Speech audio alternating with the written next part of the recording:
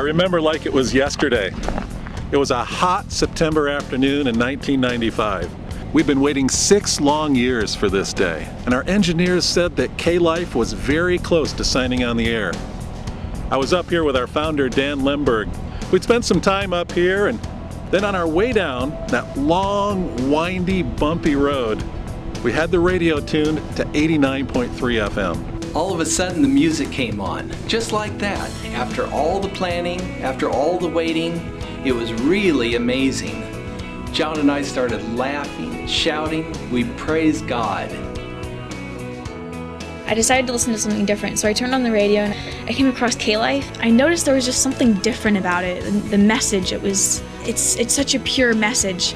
The messages are powerful and they lead you straight into the arms of God. After every time I listen to it, I always feel better. I always know that the message is going to be there, and I know it's going to be from the Lord. It's changed my life dramatically. Nothing compares to the love, to God's love on K-Life. Starting to put back into me positive feelings about the future, that I could start again.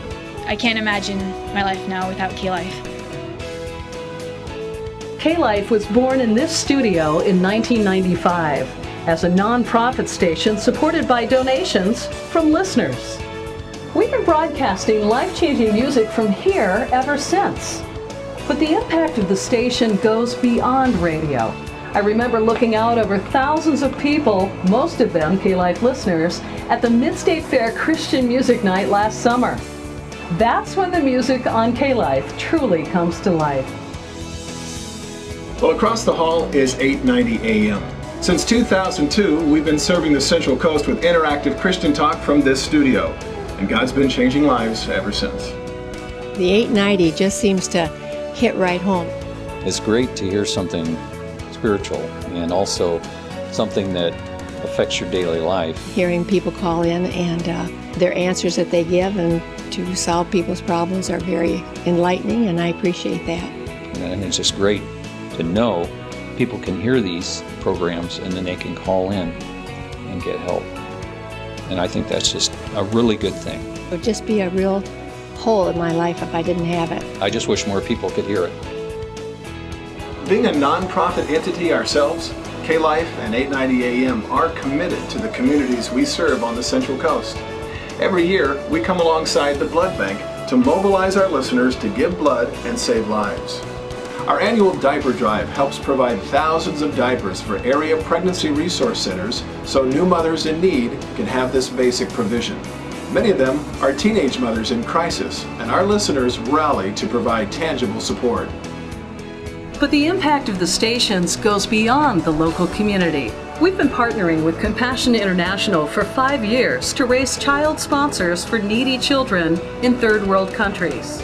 K-Life listeners have sponsored nearly 500 children, breaking the cycle of poverty and providing education, nutrition, and Christian teaching that is transforming lives for eternity.